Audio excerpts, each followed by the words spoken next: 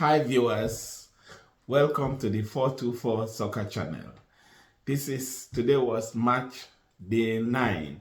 We are going to review the matches played on November 28th, as well as preview the match that is going to be played November 29th. Now here are the headlines. Brazil and Portugal qualified for round of 16 with one match to spare. Brazil Samba, too hot for the Swiss to handle. Ghana proves bookmakers wrong by beating South Korea 3-2. Pitch invader during the Portugal-Uruguay match pleads the cause of Ukraine and the LGBT community by wearing a t-shirt marked Save Ukraine and waving a rainbow flag. Now let us now preview how the matches went. The first match of the day was between Cameroon and Serbia. As you all know, Cameroon is ranked number 43 and Serbia number 21. So Cameroon started the match with a 4-3-3 formation, while Serbia started with a 3-4-2-1 formation. You know, we had predicted that Cameroon would lose the match by 2-0, but the final score was Cameroon 3, Serbia 3. Kudos to the Cameroonians because they woke up, you know, where we did not find goals coming from. We found the goals today. We saw them, you know, being very proactive, pragmatic, and scoring goals, you know, rallying round for the draw. At the end of it, anyway, Serbia had more possession. They had 59% possession, while Cameroon had 41%. And Cameroon had 4 corner kicks, Serbia 3. For the shots at goal, you know, Cameroon had 3 shots at goal, out of which 8 were on target, whereas Serbia had 15, but only 5 on target. At the end of it, Cameroon made 340 passes, while Serbia made 503. So both sides, you know, had 2 yellow cards, you know, apiece. So final score, Serbia 3, Cameroon 3.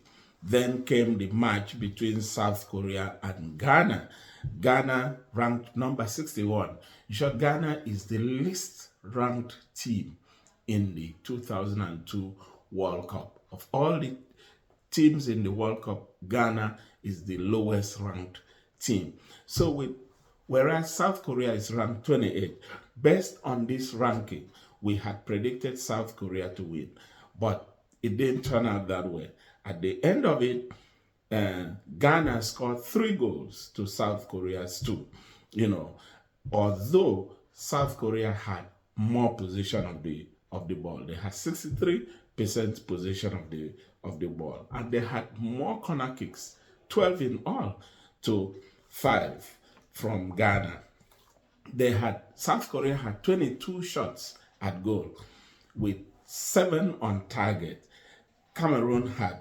Ghana had 7 shots at goal and 3 on target. Now it is to be commended, Ghana is to be commended that the 3 shots on target resulted in the 3 goals. So it was precision. So if they had done their homework well and all the 7 shots, you know, were on target, probably Ghana would have scored 7 goals.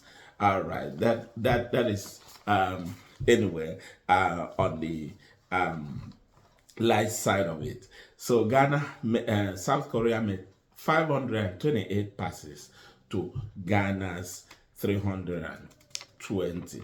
At the end of it, the 2 sides had 2 yellow cards apiece. So the third match of the day was between Brazil and Switzerland. We had predicted Brazil to win at a higher margin, although they still won the match, but by 1-0. So now it is to be noted that Brazil started as usual with their 4-3-3. Brazil always likes to attack because the strength of the Brazilians is in the attack.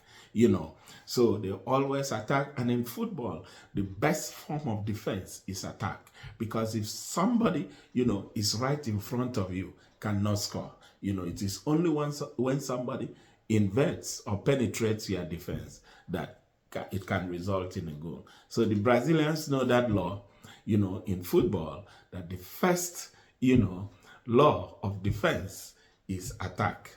So they started with the 4-3-3, whereas the Swiss started with the 4-2-3-1 formation. And they kept out the Swiss dangerous man, Embolo, today. So Embolo could not do what he did to the Cameroonians in the first match. Now, at the end of it, Brazil had a total of 13 shots, with 5 on target, although they only scored a goal. Now, it might surprise you that Switzerland has 6 shots on goal, but none was on target. So, by this permutation, they could have taken the whole day. The match could have been played the whole day without Switzerland scoring a goal. So it was a very poor attempt, 6 shots, but none on target. Right, the two teams had 1 yellow card apiece. Then came the final match of the day, match day 9, between Portugal and Uruguay. Now, this was a very high-tense match, high tension, because in the first match, Uruguay drew their first match. Portugal won their first match, even though it was fortuitous, to some extent. So today, Portugal had a lineup. They lined up in a 4-1-2-1-2 formation, which is a hybrid of a 4-3-3. So it basically was they lined up to attack. They came with the intention to win the match, because they knew if they won the match, they would qualify for the next round. So the line on the attack was Ronaldo, Bruno Fernandes, and João Felix. And these are very potent strikers. I know Bruno Fernandes sometimes plays as a midfielder in Manchester United, but today for Portugal, he was used on the right side of the attack, right? Whereas Uruguay lined up with a 3-5-2.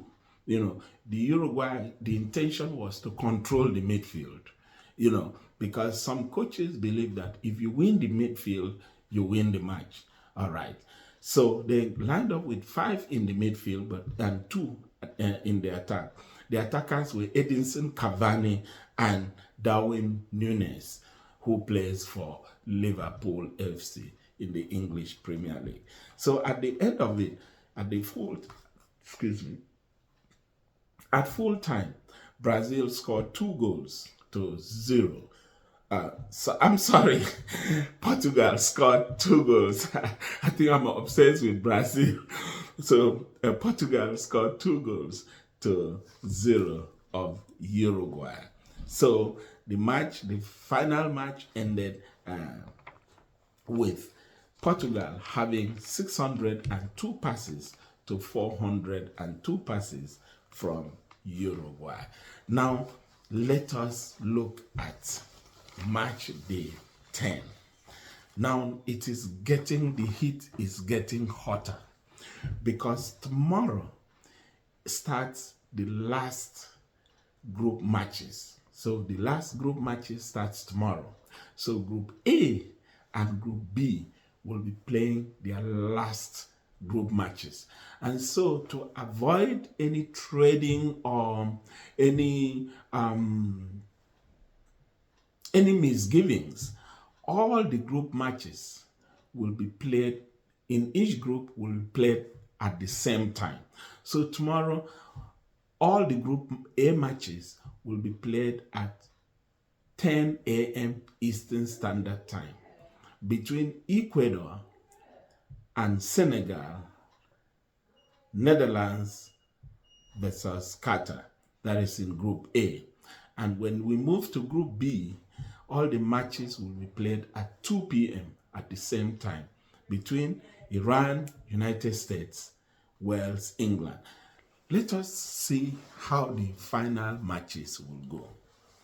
For Group A, now in the standing, Netherlands has 4 points, Ecuador has 4 points, Senegal has 3 points, Qatar no point. So what does this mean? The 3 teams in Group A, Netherlands, Ecuador, and Senegal, stand a chance of qualifying tomorrow, depending on the result. Now, Ecuador will play Senegal. If Ecuador draws Senegal, Ecuador will qualify because they will end up having 5 points. If Senegal wins Ecuador, Senegal will qualify. That means they will have 6 points. If Ecuador defeats Senegal, they will qualify because they would have had 7 points. So for Ecuador to qualify tomorrow, they need to at least draw with Senegal. For Senegal to qualify tomorrow, they need to at least win Ecuador. So that is how it would go tomorrow. So my prediction is that Senegal will come all out because Senegal presently has 3 points. They will come all out and beat Ecuador 2-1. So that Senegal will end up having 6 points to qualify. A draw will send them home. A draw will send Senegal home, but a draw will qualify Ecuador. So that is the permutation. So, and for Netherlands versus Qatar, Qatar is already out. A draw with Qatar, Netherlands qualifies, but a win will put them on top of Group A, irrespective of the result between Ecuador and Senegal. So I expect Netherlands to come out flying because every team wants to top the group, because if the first place in Group A is taking on second in Group B. So you don't want to take on a very strong team in your next group. So I think Netherlands will come, all out, firing from all cylinders to win Qatar, which they have the potential to. So I predict Netherlands to score 2 goals and Qatar 0. So that's the permutation for Group A. Now for Group B, England has 4 points on top, Iran has 3 points second, USA has 2 points third, Wales has 1 point. Now, who will qualify? Group B, Iran versus USA, 2 p.m. Eastern Time tomorrow. Iran needs a draw to qualify. Iran already has 3 points. A draw will give them 4 points. But USA needs to win Iran to qualify.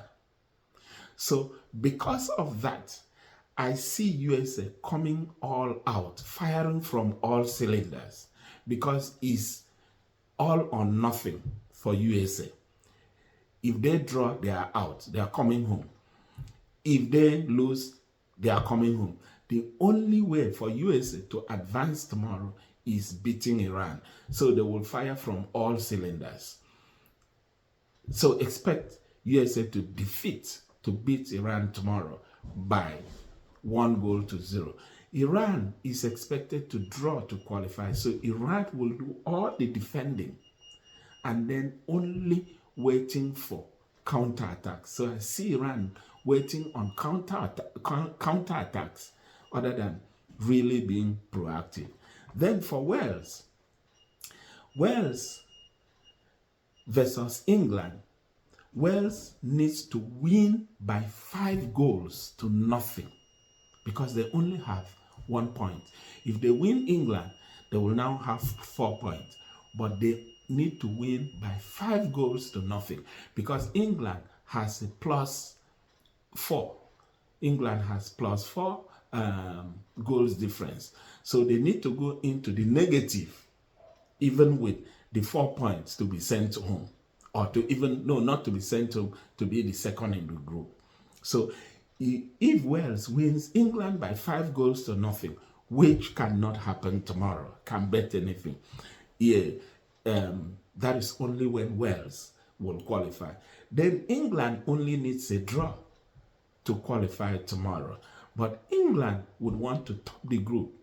So England will most likely defeat Wales by 2 goals to nothing in order to top the group. In case Iran defeats USA, because if Iran beats USA, Iran will have 6 points, and so England will need to defeat Wales in order to still be on top, so that they will take the second team in Group A, which will be easier for England to handle. So final score, Iran 0, USA 1, Wales 0, England 0, England 2. So guys, if you have not subscribed, subscribe to the 424 channel, soccer channel, please. Do that as soon as possible, for your analysis, for your predictions, and for the headline news that emanate from the World Cup venues. Click the like button and click the notification button also, so that as soon as we are on air, that you will get us live and direct. Thank you for watching, and bye-bye.